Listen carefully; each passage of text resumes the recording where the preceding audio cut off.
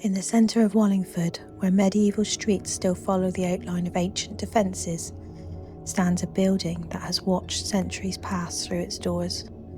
This is the George Hotel. Welcome to Haunted Travels. Some places don't tell you they're haunted. You feel it when you arrive.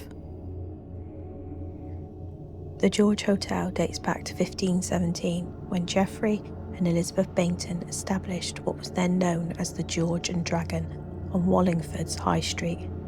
The inn stood close to Wallingford Castle, once one of the most important royal strongholds in England. Some historians believe the building may even have served as the dower house to the castle, the ruins of which can still be seen behind the hotel today. As a coaching inn along the route between London and Oxford, the George would rarely have been quiet. Horses were changed in the courtyard, travellers arrived at all hours, news travelled faster than the roads, and sometimes arguments followed the ale. Places built around movement rarely feel completely still. Over centuries, routine became memory, and memory can feel like something else. The most well-known story inside the George centres around Room 214, often referred to as the teardrop room. Guests have reported hearing quiet sobbing late at night.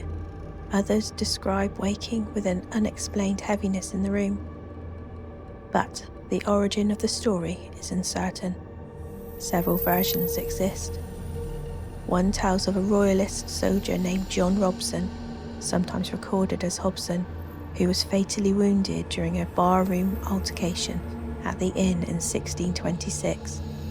According to local legend, his betrothed was devastated by the news. She fled upstairs to her room in grief. There, it was said, she mixed soot from the fire with her tears and marked the walls with dark teardrop shapes.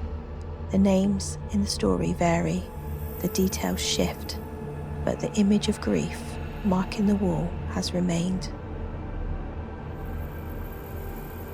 Elsewhere in the building, there have been reports of two silent children standing near a wash basin in one of the guest rooms. Others have described hearing heavy footsteps pacing along the upstairs corridor late at night. Some believe this may be the presence of a former landlord continuing his nightly rounds. Whether these accounts are imagination, coincidence, or something harder to explain is impossible to say, but they have remained part of the building's story. Like many historic inns along England's old coaching roads, the George also carries legend connected to a famous outlaw. The highwayman Dick Turpin is said to have stayed here while travelling through the region. According to local tradition, when authorities came searching for him, Turpin escaped by leaping from an upstairs window onto his horse, Black Bess, which was waiting in the courtyard below.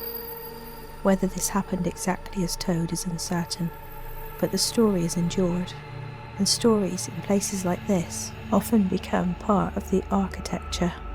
At the George Hotel, history and folklore overlap. Some details are written in records, others exist only in stories passed quietly from guest to guest. But after more than 5 centuries of travellers arriving, resting, and leaving again, some places remember. This has been Haunted Travels.